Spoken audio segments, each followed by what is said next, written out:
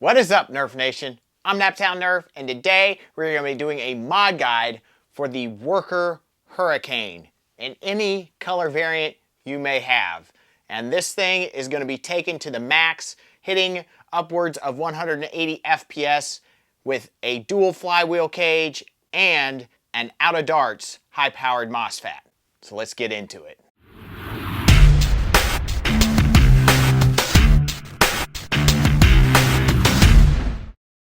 Before we get started, I just want to say if you get a lot of value out of these mod guides, go ahead and smash that like button for me. It would be greatly appreciated. Hopefully, even if you don't own this blaster, you would still learn something. That is my goal with these videos, is to give back to the community and to give my knowledge back to my viewers. So go ahead and smash that like button and let's jump into the mod guide. All right, you guys, so I'm hopeful that we can modify this thing with a MOSFET and include the Category 5 Hurricane cage from Foam Blast that just makes this thing an absolute beast in a very, very small form factor. But I'm a little bit worried because there is very, very little space in here to work. And once you put this in, there's like no space. So I was able to get some red filament that matches fairly closely to this. It's maybe a tad bit more red, but you're never going to get anything that's perfect matching to this. But I feel like this is fairly close, so that's awesome. This is actually atomic filament. It's a PETG filament. I'll link it in the description box, what I used. But high quality filament, I highly recommend this brand. But yeah, we'll go ahead and open this up and just kind of see what we're working with.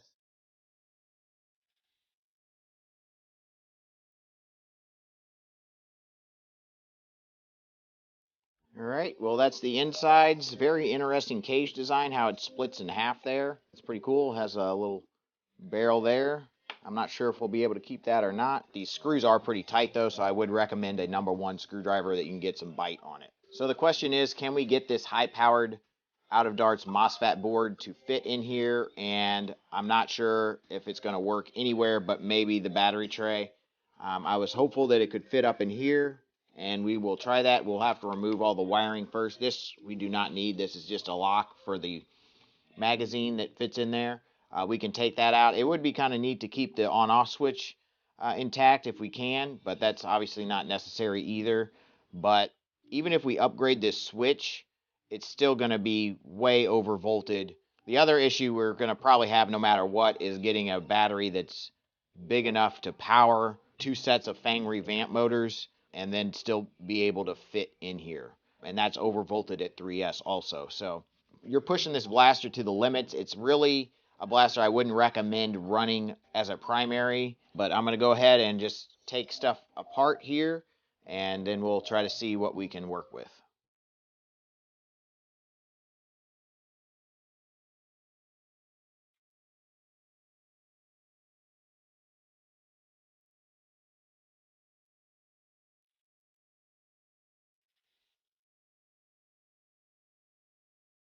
All right, you guys, so it's going to be tight, but I think this could work. We may have to modify this part of the shell right here because this is going to contact here. We may have to snip out some of this too, but I don't know yet.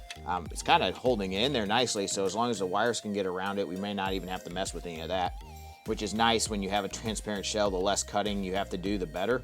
I'm not sure if we have to cut anything for this cage or not. It looks like we don't even have to, and I'm thinking it may even work with this half also, but I'm not sure yet. We'll see. But it is definitely going to be a major pain to rewire this thing because it's just very, very little room. There is basically no room behind the motors, so that's going to be tricky also. This is going to be fun and may be a bit challenging. If you're not really good at soldering and have patience, this may not be for you, but hopefully we come up with something pretty awesome.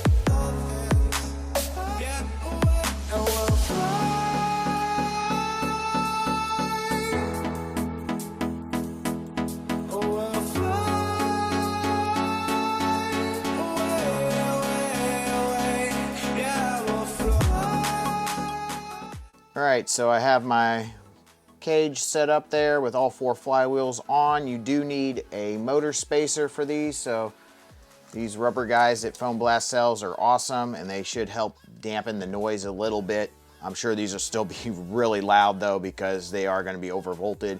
And there's 4 of them on a cage that is, you know, 3D printed. So probably won't be the quietest blaster, but nevertheless that should help a little bit, and will space the flywheels correctly so you can get them all the way down so you can get them centered. And that is pretty important. Pretty sure I have them centered well. I have these flywheels down though really far, and I'm gonna have to double check that, because it is, I mean, they're not touching the cage, but it is nearly touching the cage. So we will go ahead and wire this baby up. All right, you guys. So I actually had already had this thing wired up, and then I realized that the motors are and the wheels are kind of warping this way, especially this one's kind of going this way, and then the cage is kind of going this way, and that is because we have to carve out part of the shell on this side so these cans can sit down. And that's one of the downfalls of this blaster, is the cans are just really close to the shell. I'm not sure why they designed it that way. If they just gave us maybe even a millimeter or 2 more space, it would have been really nice. But they have actually molded a groove in this side where you can, you know, run wires between the 2, but we obviously don't have it here. And I'm running the wires around, that's my plan, so I don't have to carve out any of this part. But we do need space for those cans to sit down, and so we're probably just gonna make grooves so those cans can have space. And hopefully that'll make this sit down nicely.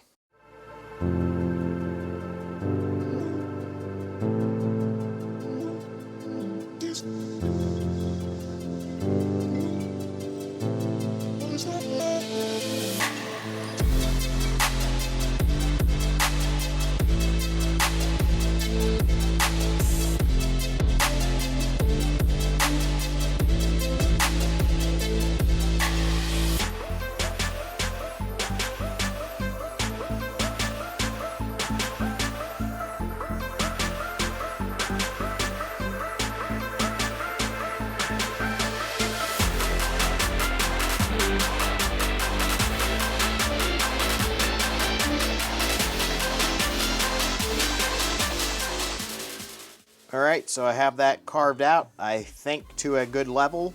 Obviously, you want to be careful and not go too far, because you'll go through the shell. So yeah, I think that's pretty solid, and I even went over it with some 600 grit sandpaper, and you know, it doesn't look nearly as bad as I thought it was going to.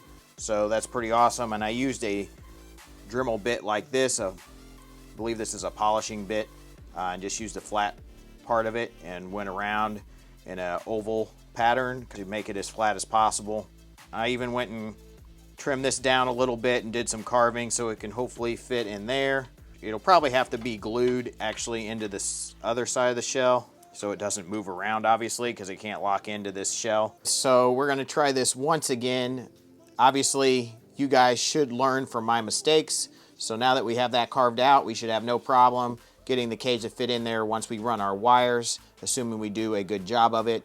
It is very tight in here, so this time I'm going to run it with 18 gauge wire. I tried it with 16. That is just really thick for this little bit of space, so I think 18 should be fine. So we'll do that and see how it goes. Hopefully it goes well.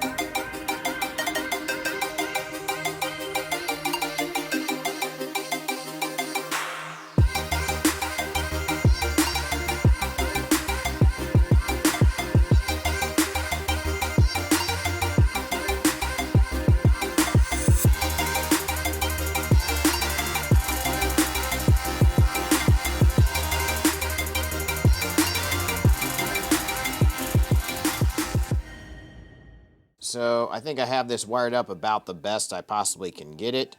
That being said, I'm still going to have to carve out just a little bit more to make a little bit more room for these spots here. Just need a little bit more space on the sides, on each side. But we're going to go ahead and lock these down with some liquid electrical tape, which I highly recommend for this project because these guys are basically smashed right onto the can. You want to make sure you don't solder to the can, which I had a problem with that on this one. And once it's soldered on there, you want to be careful about moving it around because it could pop off those tabs and then that's a bad day. So that's what this black stuff is around them. It's not like burning or anything. It's liquid electrical tape that I already put on to try to get underneath the tabs because it's going to be hard to do that afterwards. So hopefully that'll keep it from shorting out, but we're going to add that obviously all the way around now.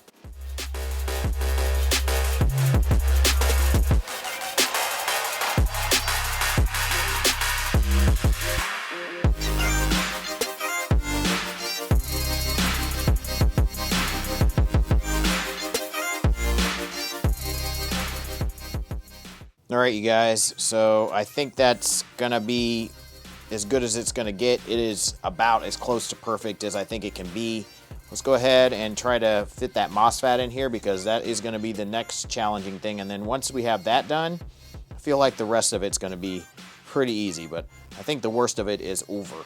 But yeah, that does take a lot of time, so just be patient, keep testing, make sure it's right, and then move forward.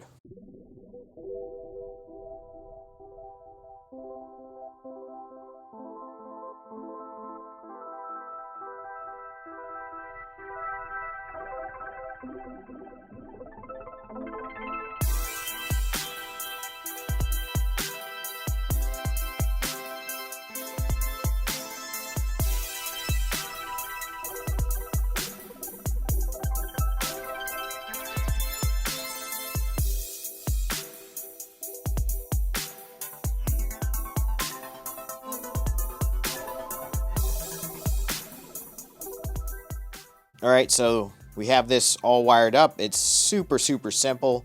The Outer Darts MOSFET board makes MOSFETting like a breeze, so that's awesome.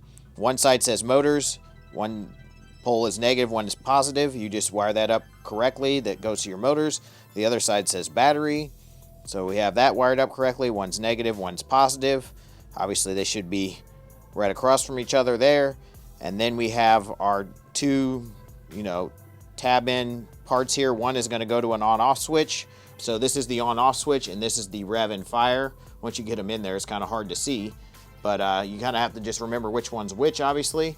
Yeah, we'll wire the outside one here to our rev switch and then the other one to our on-off switch, and we should be pretty much set except for an XT60 connector. So let's throw it in the blaster and see if we can get all that done.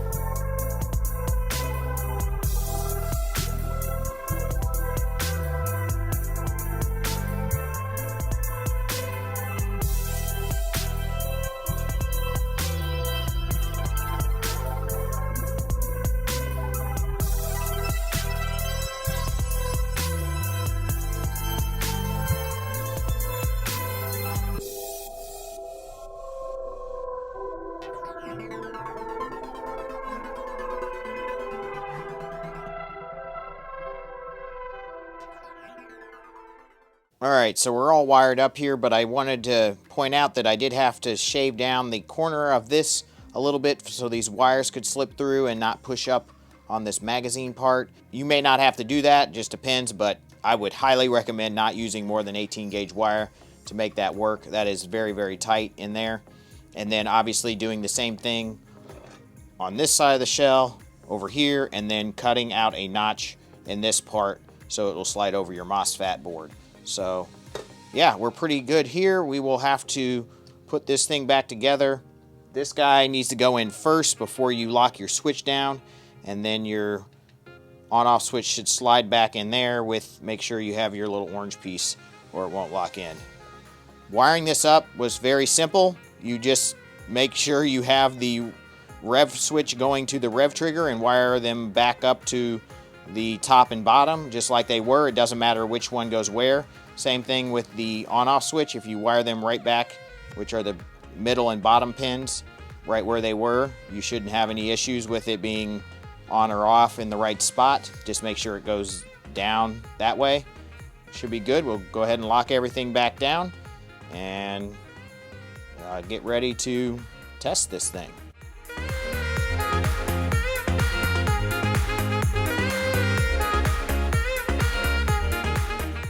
I did go ahead and trim off those guys. We should be ready to test now. Going to test with a 2S LiPo first, just to make sure everything's working correctly. That looks good. We have a green light on, so that's awesome. That means this on switch is in the right spot, and hopefully nothing goes flying out.